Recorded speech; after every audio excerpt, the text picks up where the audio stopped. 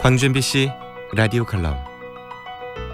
라디오 칼럼은 여러 전문가들의 의견을 통해 한국 사회의 방향과 광주 전남의 미래 비전을 찾는 시간입니다. 오늘은 살아가기 위해 무엇을 공부해야 하는가라는 주제로 학사농장 강용 대표와 함께합니다. 코로나로 지치고 힘든 시간 속에서도 어김없이 설이 다가옵니다. 온 가족들이 둘러앉아 밥 한 끼 먹는 것도 이제는 그리움이 되어버렸네요.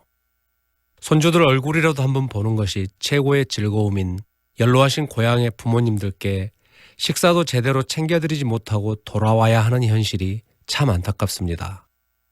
코로나가 길어질수록 노후 자산이라도 좀 있거나 부양하는 자녀가 있는 어르신들은 그나마 다행이지만 그마저도 없어 사회적 복지에만 의존해야 하는 분들에겐 더 아픈 시련일 것입니다.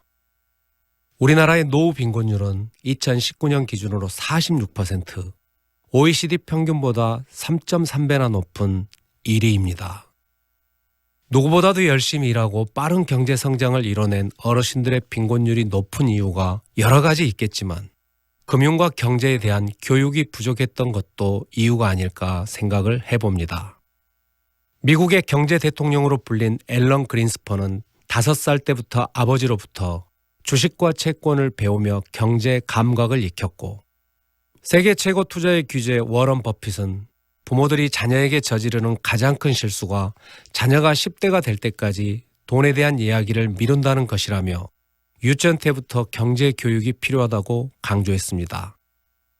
가장 돈 많은 민족인 유대인들은 자녀가 초등학교 때 어린이 펀드에 가입시켜 용돈을 투자하게 하여 금융을 가르칩니다.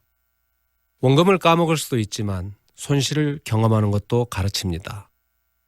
13세가 되면 결혼식처럼 성년식을 치르는데 가족과 친척들이 모여 건네는 축의금을 모아 부모가 자식에게 채권이나 주식을 구매해 줍니다.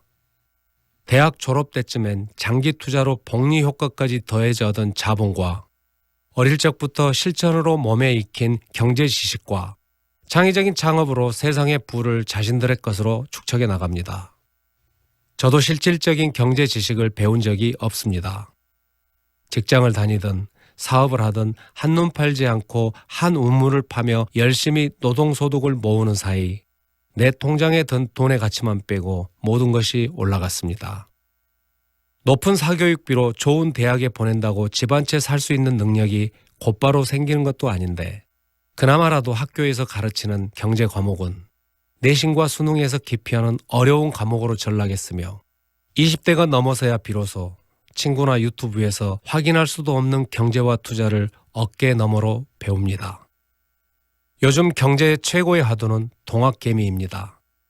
그나마 지난 경제 위기의 학습 효과로 개미들이 힘을 모아 사상 최고 주식시장을 만들었지만 여전히 불안해하는 사람들도 많습니다. 아이들이 글을 모를 때부터 책을 읽어주듯이 어릴 때부터 돈과 경제의 언어를 가르쳐서 경제적 자립과 세계 금융시장의 주인이 될 수 있도록 교육이 바뀌었으면 좋겠습니다. 강용 대표는 친환경 유기농 협동조합 학사농장을 설립했고 현재 각종 방송과 강연에 출연하며 대한민국의 농업 독립을 외치는 이론과 현장을 겸비한 농업 전문가로 활동하고 있습니다.